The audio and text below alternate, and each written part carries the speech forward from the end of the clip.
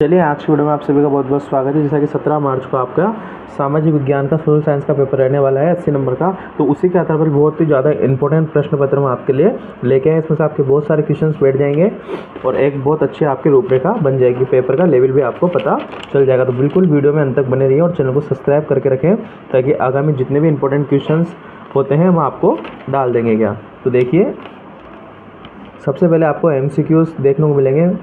तो ये पहला क्वेश्चन है कि 1871 में 1871 में राजा विलियम प्रथम को किस देश के सम्राट घोषित किया गया था? तो उसको जर्मनी का सम्राट घोषित किया गया था। क्या अगला क्वेश्चन है, द्वितीय विश्व युद्ध कितने वर्षों तक चला? तो ये चला था आपके 6 वर्षों तक। अगला है, बंगाल में देश की पहली जूट मिल किस वर्ष में प्रारंभ हुई? तो 1855।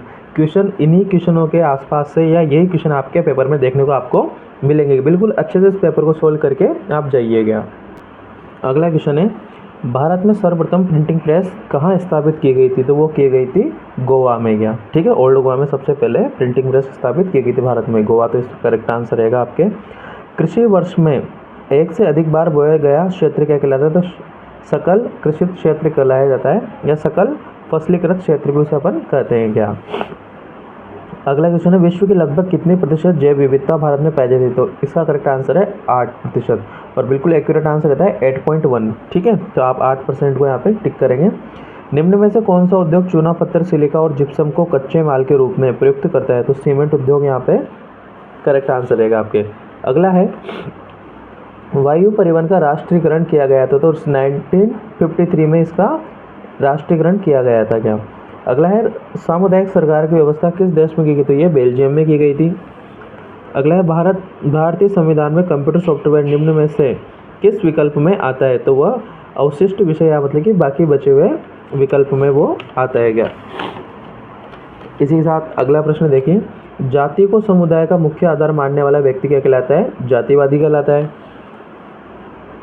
निम्नलिखित में से कौन सा लोकतंत्र से बेहतर शासन है? तो राजतंत्र। तो लोकतंत्र से बेहतर शासन कोई सा भी नहीं होता है, इसलिए आप ऑप्शन आ जाएगा आपके इनमें से कोई नहीं। गया निम्न में से कौन सी एक असंगठित क्षेत्र से संबंधित गतिविधि है? तो इसमें आ जाएगा दैनिक मजदूरी वाला श्रमिक। अगला क्वेश्चन है, भारत में करेंसी नोट जारी करने वाली संस्था है? तो वो RBI है, भारतीय रिजर्व बैंक।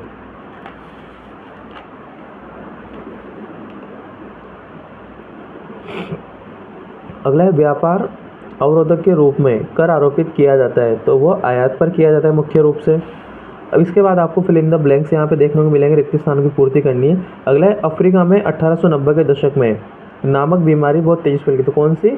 रिडर पेस्ट नामक बीमारी बहुत तेजी से फैल गई थी। क्या अगला है, मशीन उद्योग के युग से पहले अंतर्राष्ट्रीय कपड़ा बाजार में भारत के रेशमी और सूती वस्त्र उत्पादों का ही क्या था? दबदबा था। तो यहाँ पे आ जाएगा आपका सूती वस्त्र। खादिन राजस्थान के जैसलमेर जिले में पाए जाते हैं? तो ये क्वेश्चन भी आ सकता है, खादिन कहाँ राजस्थान के किस क्षेत्र में ज़्यादा पाए जाते हैं? तो जैसलमेर में पाए जाते हैं। बेल्जियम की राजधानी क्या है? तो ब्रुसेल्स इसमें आंसर रहेगा आपका। श्रीलंका में बौद्ध धर्म को राज के धर्म के रूप में अंगीकार किया गया, तो यहाँ पे बौद्ध धर्म आपके आ जाएगा। क्या अगला है, तृतीय क्षेत्र को कहा जाता है? तो तृतीय क्षेत्र को सेवा क्षेत्र भी कहा जाता है। बहुराष्ट्रीय कंपनी द्वारा किए गए निवेश को प्रत्यक्ष विदेशी निवेश कहते हैं। क्या कहते हैं? प्रत्यक्ष विदेशी निवेश यहाँ पे कहा जाता है। इसके बाद फिर आपके अतुलग्रुतात्मक प्रश्न आते हैं। तो पहला क्वेश्चन है आपका, सुलेखन किसे कहते हैं?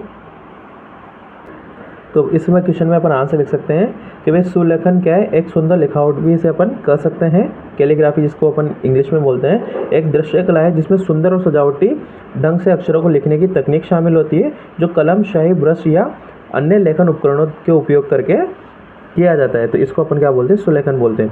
अगला क्वेश्चन है, रोमन कैथोलिक चर्च की कुरीतियों की आलोचना करते हुए किस धर्म सुधारक ने अपने 95 स्थापना लिखी?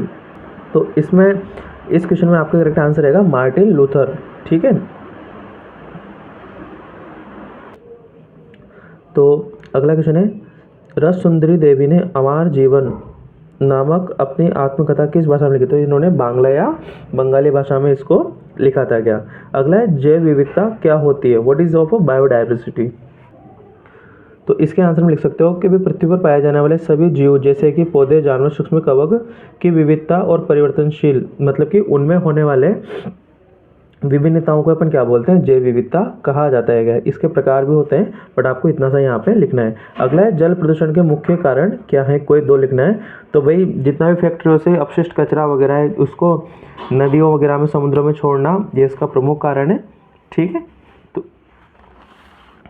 अगला क्वेश्चन है आपका, श्रीलंका में 1956 में किस भाषा को राजभाषा घोषित किया गया। तो इसमें आपके आंसर रहेगा सिंहली। उन देशों के नाम लिखिए जिनकी सीमाएं बेल्जियम से मिलती है।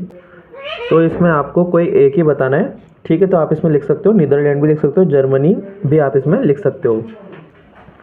भारत में भूगोल, संस्कृति अथवा जातीयताओं के आधार पर भी राज्यों का गठन किया गया है। इसका कोई एक उदाहरण देना है अपन को। तो इसका उदाहरण आ जाएगा आपका नागालैंड। ठीक है, नागालैंड का गठन 1 दिसंबर 1963 को किया गया था। क्या ठीक है। अगला है संगठित क्षेत्र में रोजगार की अवधि कैसी होती है। तो इसमें आपके आंसर रहेगा निश्चित और नियमित होती है। क्या अगला क्वेश्चन है, वैश्वीकरण की प्रक्रिया को उत्प्रेरित करने वाला प्रमुख कारक कौन सा है। तो इसमें आंसर आ जाएंगे प्रौद्योगिकी में तीव्र उन्नति है जिसमें संचार और परिवहन को सुगम सस्ता बनाया है। ठीक है, तो इसमें आप मुख्यतः प्रौद्योगिकी लिख सकते हो। क्या अब इसी के साथ आपके खंड व यहाँ से स्टार्ट हो जाता है। ठीक है, इसमें पहला क्वेश्चन है आपके, प्रथम विश्व युद्ध के कोई दो परिणाम आपको बताने हैं।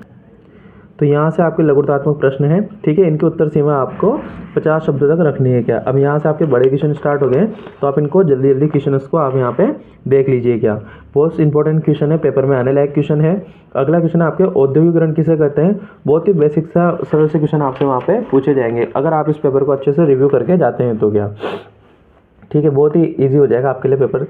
मृदा निर्माण की प्रक्रिया का वर्णन कीजिए। भाई मृदा किस प्रकार से बनती है उसका वर्णन आपको इसमें बताना है। क्या बहुत शॉर्टली बताना है आपको, ज़्यादा कुछ लंबा करना नहीं है आंसर को। सिंचाई ने किस प्रकार की फसल प्रारूप मृदा और सामाजिक परिदृश्यों को परिवर्तित कर दिया। ठीक है, इसका भी आंसर आपको बताना है। जनसंचार के प्रासंगिक माध्यम कौन कौन से, उन सभी के आपको यहाँ पे नाम लिखने हैं, और हो सकता है तो आप डिटेल में यहाँ पे थोड़ी बहुत लिख सकते हो। क्या आपके मतानुसार संघीय शासन की कोई दो प्रमुख विशेषताएं कौन सी है, संक्षेप में आपको यहाँ पे बताना है। भारत में महिलाओं के साथ होने वाले भेदभाव के कोई दो रूप स्पष्ट कीजिए। क्या ठीक है। अगला क्वेश्चन है, राजनीतिक दलों के समक्ष वंशवाद एक बड़ी चुनौती है, इस कथन पर अपना मत स्पष्ट कीजिए। आप इस क्वेश्चन को उदाहरण सहित भी यहाँ पे समझा सकते हो। क्या क्योंकि अगर आप उदाहरण देते हो तो और ज़्यादा पॉसिबिलिटी बनती है कि आपके अच्छे मार्क्स आएंगे। अगला है, लोकतंत्र में सामाजिक विविधताओं के सामंजस्य हेतु किन शर्तों को पूरा किया जाना आवश्यक है, किन्हीं दो शर्तों को स्पष्ट करना है। दो शर्तों के बारे में आपको कम से कम 20-20 शब्दों में अपना उत्तर यहाँ पे फिनिश करना है। क्या अगला है, शिशु मृत्यु दर से आप क्या समझते हैं। तो शिशु मृत्यु दर, यहाँ से जन्म मृत्यु दर भी आपसे पूछा जा सकता है। क्या ठीक है, और जनसंख्या घनत्व भी आपसे पूछा जा सकता है। 3 टॉपिक मैंने यहाँ पे बता दिए क्वेश्चन में। अगला है, विश्व व्यापार संगठन के कोई दो प्रमुख कार्य बताइए कि भाई क्या करता है विश्व व्यापार संगठन। नियम के किसी भी माल की वो रेट वगैरह फिक्स करना, कुछ नियम बनाना, इन सब के बारे में आपको लिखना है। क्या उपभोक्ता जागरूकता के कोई दो उपाय लिखिए।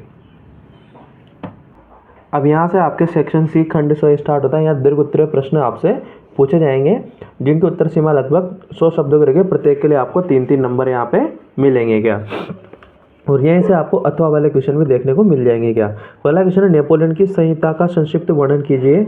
और अथवा में उदारवाद राष्ट्रवाद के क्या मायने थे, इसको आपको समझाना है। क्या 100 शब्दों के अंदर।